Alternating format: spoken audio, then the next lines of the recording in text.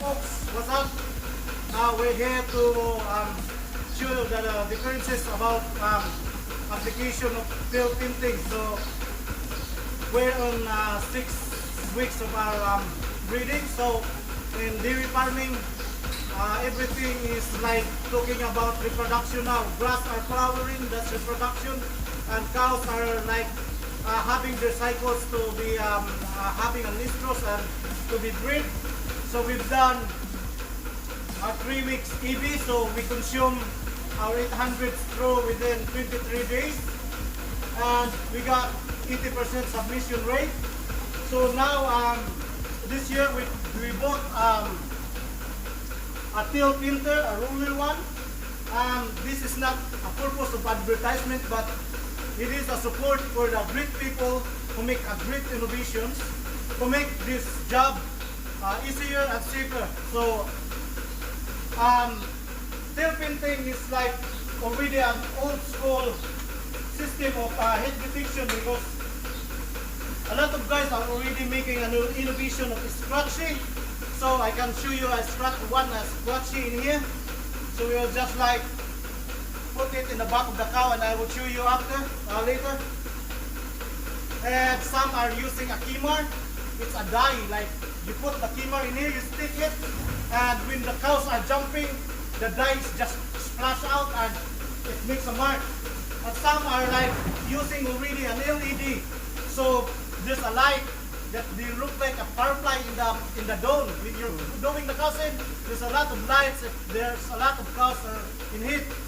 So now I will show you how hard and how easy is the new innovation bring something to us. So in the previous years, we're still using the tail filter. It's an old school, but I'm pretty rely on it, because using with this one, you cannot easily distinguish an silent heat, or a lot of cows are not really making an activity.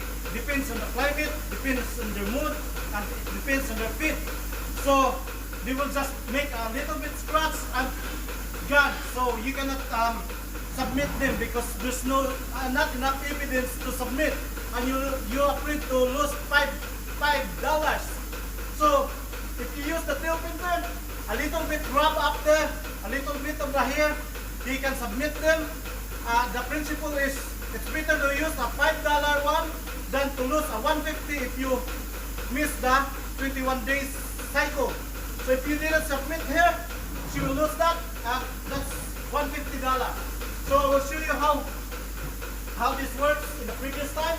I need to climb up, and it's too risky, it's too dangerous. Climb up, and I need to rub it on top of the cow, and the cows are shaking, and everything are scattered, and there's a lot of wastage. You can see that. So the wastage are there, and sometimes I climb up in here and take the risk like that, and make this and rub to make it perfect.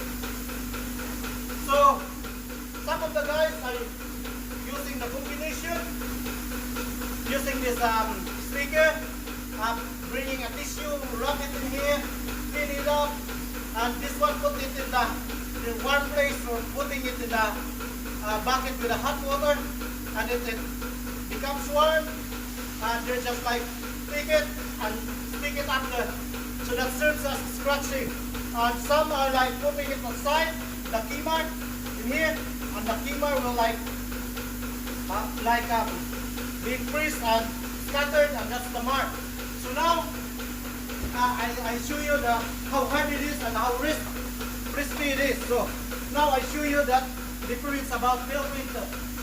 So tail filter, it's easy to use. You just need to put on the top, rub, and that's that.